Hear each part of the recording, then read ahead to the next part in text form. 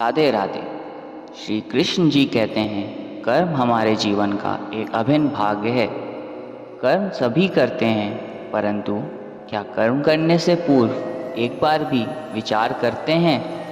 क्या सोचते हैं कि प्रत्येक क्रिया की प्रतिक्रिया अवश्य होगी और वो प्रतिक्रिया किसी और कर्म और फल को जन्म देगी?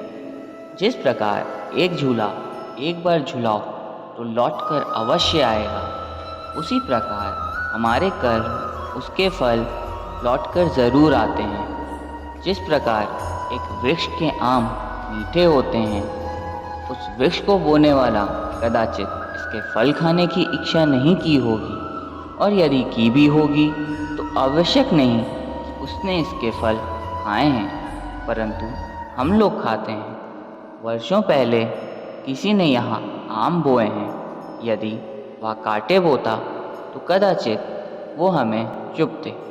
कभी कभी हमारी पिछली पीढ़ी के कर्मों के फल हम खाते हैं और हमारे कर्मों के फल हमारी आने वाली पीढ़ी। कर्म करते समय फल की चिंता करना ना करना ये प्रत्येक व्यक्ति का अधिकार है, परंतु वो फल बो रहा है या कांटे, उस पर विचार कर लेना उसका कर्तव्य है, क्योंकि मीठे फल मिलेंगे या कांटों का ढांचा सहना पड़ेगा, या तो आज आपके बोए पर निर्भर करता है। नियति केवल यह निर्धारित करती है कि उसे आप भोगेंगे या आपका भविष्य। कृष्ण जी कहते हैं, व्यक्ति को जब उसके अपराध का दंड मिलता है, तब कभी कभी उस न्याय को देखकर मन कचोटता है।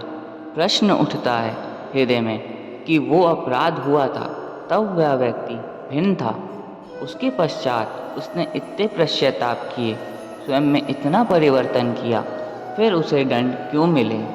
पर जहाँ आघात होता है वहाँ प्रत्याघात भी होता है। कर्म जैसा फल, यदि किसी को प्रेम दोगे तो सुख प्राप्त होगा, यदि किसी की हत्या करोगे तो मृत्यु दंड मिलेगा। जैसा कार्य वैसा ही न्याय।